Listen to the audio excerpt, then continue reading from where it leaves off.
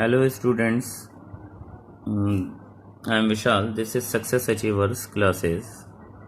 Now we will discuss about chapter 4 quadratic equation of exercise 4.1 NCERT.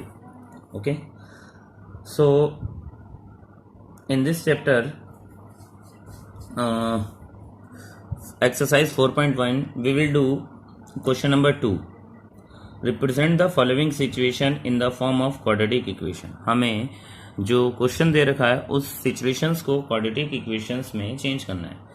Question में पढ़ रहा हूँ कि लिखा हुआ है the area of a rectangular plot is 528। Area of rectangular plot is 528। The length of the plot is one more than the twice of its breadth. We need to find the length and breadth of a plot. ठीक है, तो हमें length और breath निकालनी है।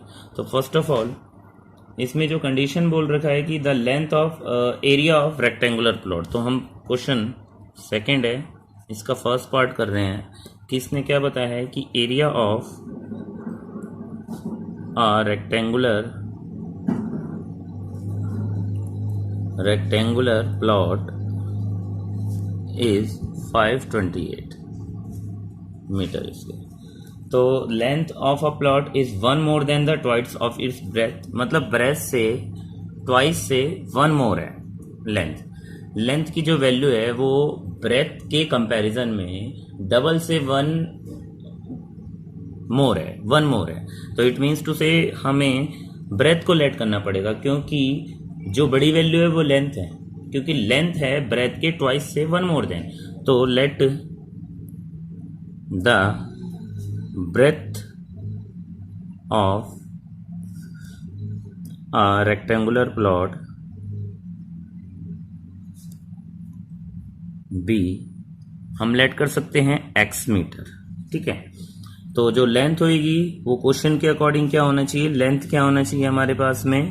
Length इसने बोला है कि ब्रेथ से ट्वाइस, पहले ब्रेथ का ट्वाइस कर देंगे, ब्रेथ कितना था x, उसका ट्वाइस हो गया 2x और उसका वन मोर देन प्लस 1 कर देंगे, तो ये इसकी लेंथ आ जाएगी। तो अब एरिया क्या होगा, एरिया शुड बी, एरिया का फॉर्मूला क्या होता है, जनरली हम जानते हैं एरिया क्या होता है, लेंथ इनटू ब्रेथ। तो अब लेंथ कितनी है हमारे पास में 2x प्लस 1 और ब्रेथ कितनी है x। Got it. तो अकॉर्डिंगली जो हमें पहले एरिया दे रखा है वो 528 दे रखा है, एरिया एक ये दे रखा है। तो फ्रॉम द इक्वेशन या जो हमें गिवन दे रखी है according to the equation, according to the condition, जो हमें कंडीशन दे रखी है उसके अकॉर्डिंग हम काम करेंगे। Then 2x plus 1 into x is equal to 528। क्यों दोनों को इक्वल क्यों करा, ये भी हमारा एरिया है इसी प्लॉट का और जो एरिया हमें गिवन था 528, तो दोनों एरिया आपस में इक्वल हो जाएंगे। अब हम दोनों को सॉल्व करेंगे, तो 2x का मल्टीप्लाई करेंगे 2x स्क्वायर प्लस x, ये उठ के वैल्यू यहाँ ले आएंगे 528। अब इसकी कॉमन फैक्टर बनाएंगे, 528 को 2 से मल्टीप्लाई करेंगे, ये बनेगा 1056। ठीक है, 2 से डिवाइड करेंगे 526, देन अगेन 2 से डिवाइड करेंगे,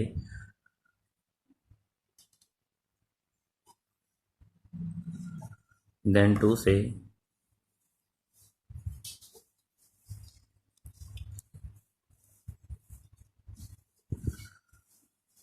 ओके, नाउ 3 से और ये लास्ट 11 पे चलेगा। अब मुझे फैक्टर्स बनाने, जैसे आप जानते हैं फैक्टर्स कैसे बनाए जाते हैं, हमने इन दोनों नंबर्स का मल्टीप्लाई करा तो मुझे x चाहिए, ऐसी वैल्यू लेनी है। 2 2 जा 4, 4 2 जा 8, 8 2 जा 16, 16 2 जा 32।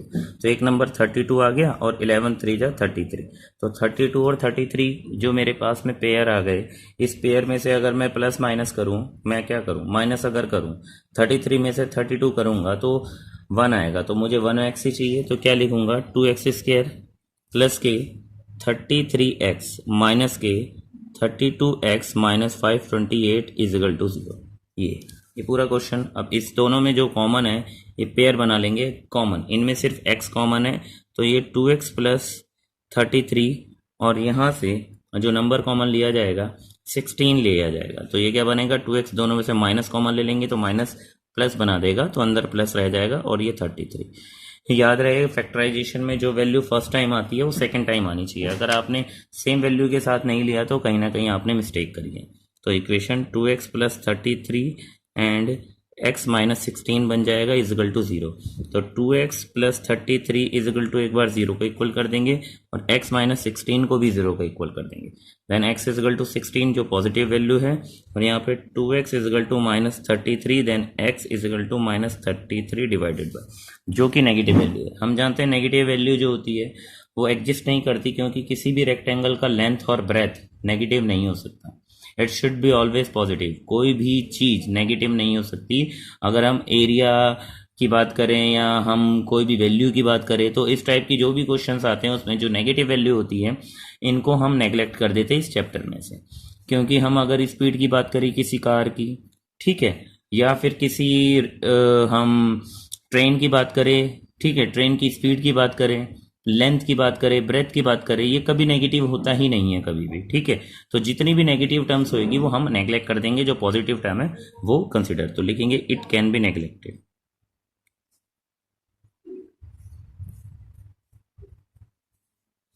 तो जनरली मेरे पास में अब 16 क्या था, तो ब्रेथ ऑफ रेक्टेंगुलर प्लॉट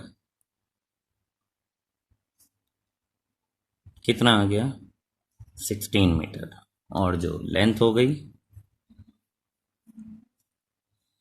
16 को 2 से मल्टीप्लाई, क्योंकि क्वेश्चन के अकॉर्डिंग देखिए, प्लस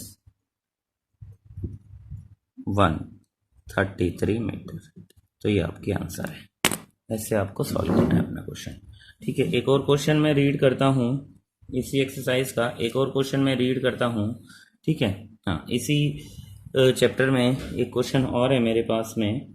जैसे कि अगर मैं बात करता हूँ, ट्रेन का क्वेश्चन है मेरे पास में। अच्छा, एक क्वेश्चन ट्रेन का ना लेके मैं एक क्वेश्चन ये आपको समझा देता हूँ वर्बली, आपको डायरेक्टली समझ में आ जाएगा अगर मैं सिंपल इसको सॉल्व ना करके आपको पूरा समझाऊं, क्योंकि सॉल्यूशन इसी टाइप से होंगे सारे के सारे क्वेश्चंस के। तो क्या है, the product of two consecutive positive integer is 306। We need to find the integer. The product of two consecutive integer, consecutive integer का मतलब होता है जो नंबर लगातार होते हैं, ठीक है, जो भी नंबर है। तो 2 कंसेक्यूटिव इंटीजर लेने हैं मुझे। तो let one the consecutive integer, let the consecutive integers be, अगर कॉन्जिक्यूटिव है एक को x लेंगे तो अगला क्या होगा, लगातार उसका अगला। जैसे अगर हमारा नंबर 4 है तो 4 के बाद कौन सा नंबर आता है 5, तो उसमें एक ऐड कर दिया मैंने। तो अगर मैंने x लिया तो अगला नंबर क्या होगा x प्लस 1, क्योंकि उसमें एक ऐड कर दिया। कोई भी 2 नंबर हो सकते हैं, ठीक है, रेंडमली। तो और हमें क्या दे रखा है, प्रोडक्ट क्या दे रखा है दोनों का, प्रोडक्ट इजिकल टू कितना दे रखा है 3। तो इन दोनों का प्रोडक्ट का मतलब होता है मल्टीप्लाई। तो अकॉर्डिंग टू क्वेश्चन और we may write according to condition, दोनों का प्रोडक्ट मतलब x into x plus 1 is equal to 306, then x square plus x minus 306। तो इसी का फैक्टर बना लेंगे जैसे हमने ऊपर वाले क्वेश्चन के बनाए थे, सेम इसी तरीके से इसके फैक्टर्स बन जाएंगे, ठीक है। इसी का ही मैं नेक्स्ट क्वेश्चन आपको बताता हूँ। जैसे कि एक क्वेश्चन है वो काफ़ी यूज़ होता है, ट्रेन वाला क्वेश्चन है। तो आप ट्रेन वाला क्वेश्चन कैसे इसे सॉल्व करेंगे।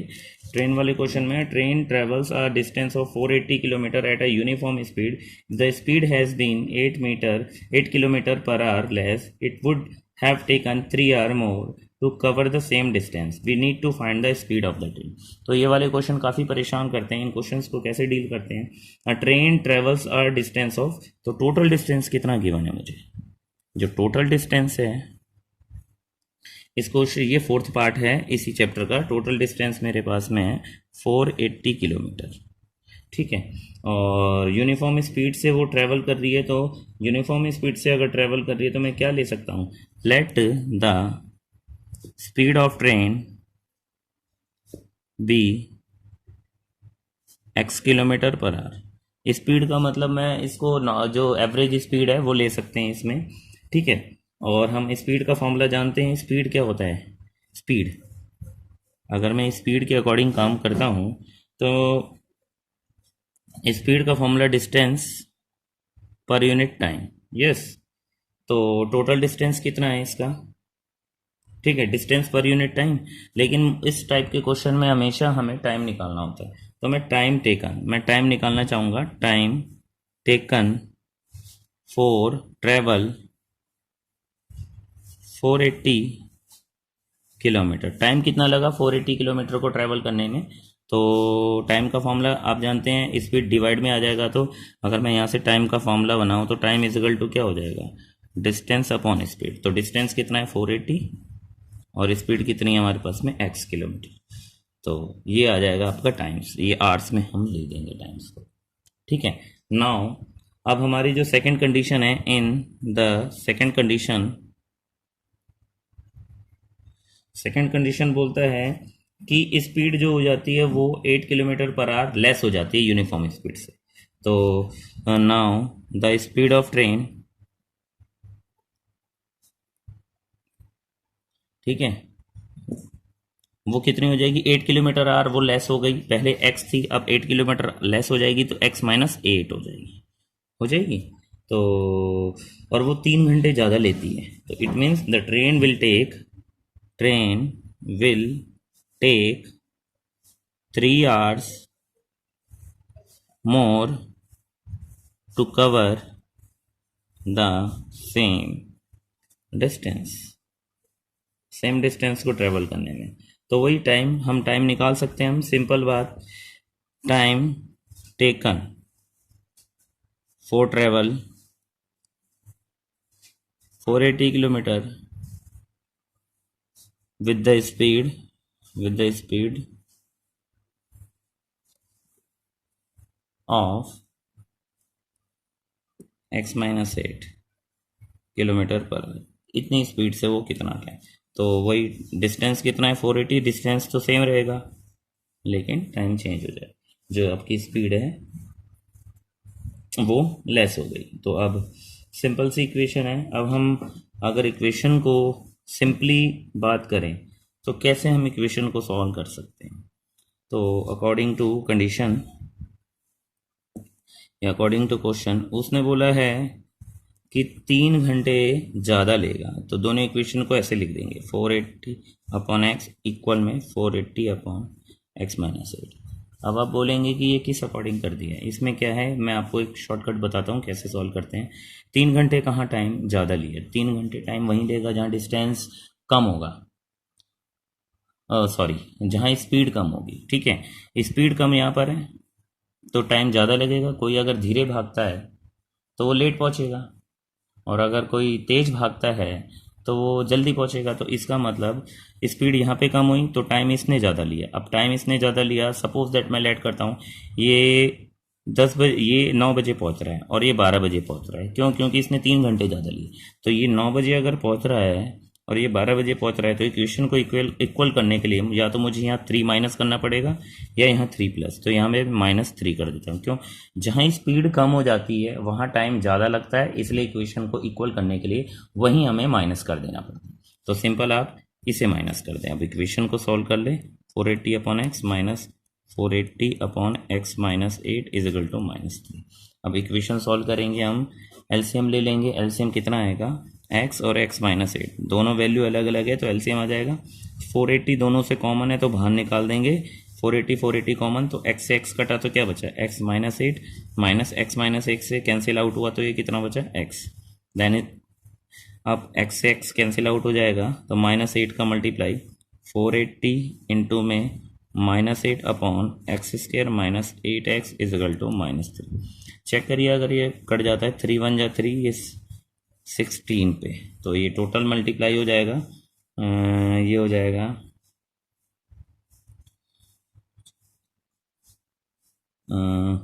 6 8 जा 48, देन 8 16 8 जा 128 होता है वैसे।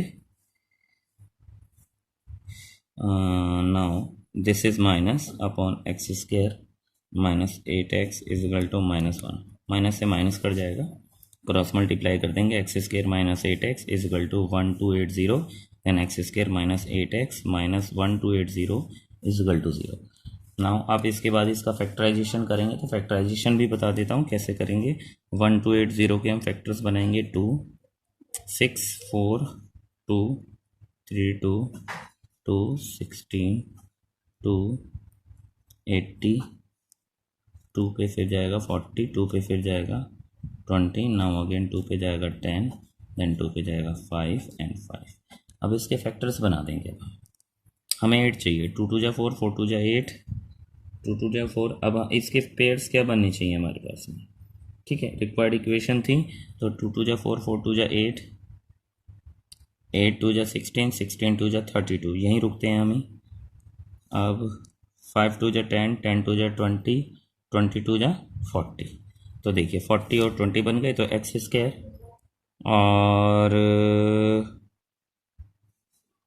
माइनस के 40x प्लस के 32x।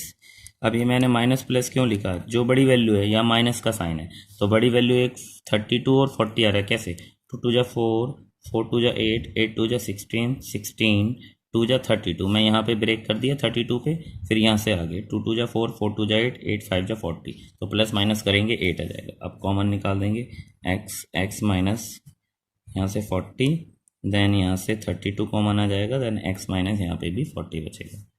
तो इक्वेशन x प्लस 32 और x minus 40 is equal to 0, then x plus 32 is equal to 0 and x minus 40 is equal to 0, then x is minus 32 and x is equal to 40। तो ये neglect कर देंगे, जो मैंने आपको बताया था कि कभी नेगेटिव नहीं होती। तो जो आपकी स्पीड ऑफ ट्रेन क्या आ जाएगी, speed of train is equal to 40 kilometre per hour, ये आपका आंसर है, ठीक है, ओके।